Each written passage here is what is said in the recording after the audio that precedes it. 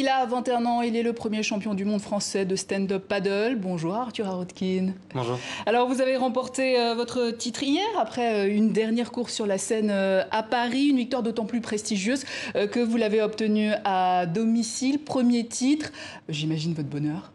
Ouais, difficile de trouver les mots, c'était vraiment une belle année avec de magnifiques étapes. Donc cette année c'était Londres en premier lieu, ensuite New York, la Californie au sud de Los Angeles, une étape qui a malheureusement été annulée à San Francisco faute de conditions, et donc la finale à Paris avec la victoire à la clé. Alors vous étiez déjà champion de France, vice-champion d'Europe et vice-champion du monde. Qu'est-ce qu'il faut en fait pour y arriver aussi vite à 21 ans?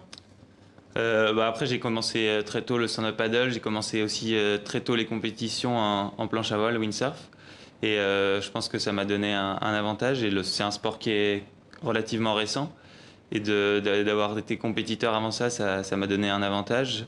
C'est des sports océaniques, donc j'avais déjà beaucoup d'avantages d'avoir l'expérience du windsurf. Après ce qui m'a aidé, c'est d'être le plus polyvalent possible. Alors qu'est-ce que vous appelez par polyvalence? C'est être bon dans, bien que ce soit plat, qu'il y ait du vent, que ce soit des étapes de sprint, donc assez courtes, ou des étapes d'endurance longue distance qui durent parfois 1 ou 2 heures, et être bon dans toutes ces conditions. Mais il n'y a pas que le paddle, hein. Il y a aussi la planche à voile. Là aussi, vous faites des compétitions, c'est ça? C'est ça, je participe aussi au championnat du monde. J'avais été vice-champion de France en 2015 en vague. Et donc là, j'ai participé aux étapes cet été aux Canaries, sur les îles de Gran Canaria et Tenerife, et à l'Aloha Classic qui se déroule à Maui, Hawaï. Alors, vous venez de mettre fin en paddle à 6 ans de règne des Hawaïens, et pas n'importe lesquels, hein. Il y a notamment Kaileni. Vous vivez une partie de votre temps à Hawaï. Est-ce qu'il faut d'ailleurs vivre là-bas pour être bon en paddle ou en surf? Est-ce que c'est une des clés de la réussite?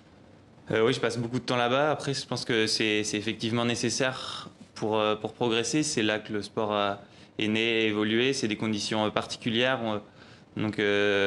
C'est vraiment complet. Il y a du vent. Il y a ce qu'on appelle le downwind qui se pratique beaucoup là-bas. C'est un petit peu essentiel de passer par là pour l'apprendre, je pense. Et du coup, là, vous avez un nouveau statut maintenant. Vous êtes champion du monde en titre, le premier Français champion du monde de paddle. Est-ce que vous avez un peu plus de pression déjà? Pas encore, là c'est vraiment récent, donc pour l'instant c'est juste le bonheur et vraiment profiter de ça. Et après on verra l'année prochaine comment ça se déroulera, mais c'est vrai que cette année j'avais vraiment pas du tout de pression.